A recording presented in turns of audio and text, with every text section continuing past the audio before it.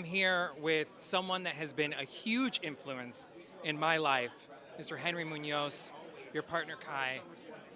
What's it feel like to be here tonight at the Glaad Media Awards? It feels like a celebration of progress to be LGBTQ and to be Latino and to have people interested in our stories and to have an impact on entertainment and Broadway and television and movies. It's overwhelming, quite honestly.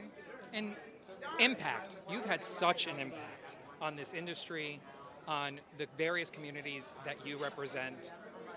What inspired you to be active in this fight?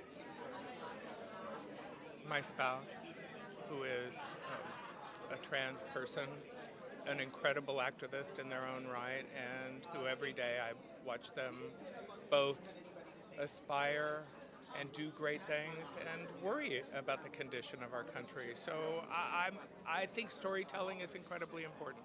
I don't think their story is told enough. I don't think the story of people who are both Latino and gay is told enough, and I don't think we should stop until we've made much more progress.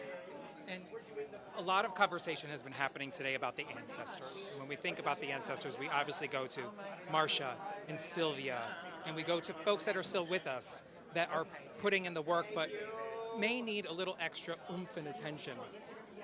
What can we do as a community to support our elders? What can we do as a community to remember our ancestors?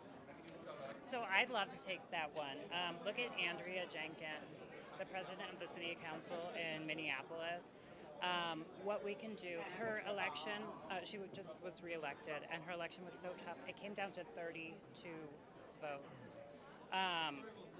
So I think one of the most important things is uplifting the most marginalized in our community, and that is trans people of color and trans people in general. Giving them the support they need to be iconic figures in our community. I think that's a really good point. I mean, we don't think about ourselves as icons. We don't celebrate our ancestors as leaders.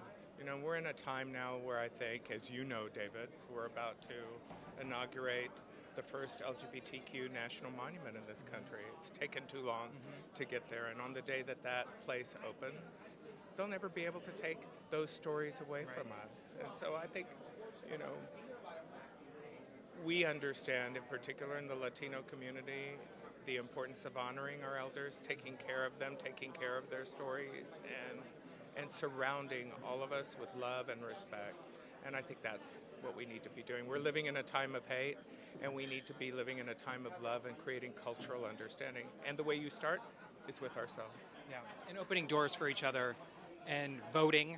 Voting. Vote. We have to vote. I mean, if there has never been so much at stake for our communities, for communities of color, for the Latino community, for the LGBTQ plus community.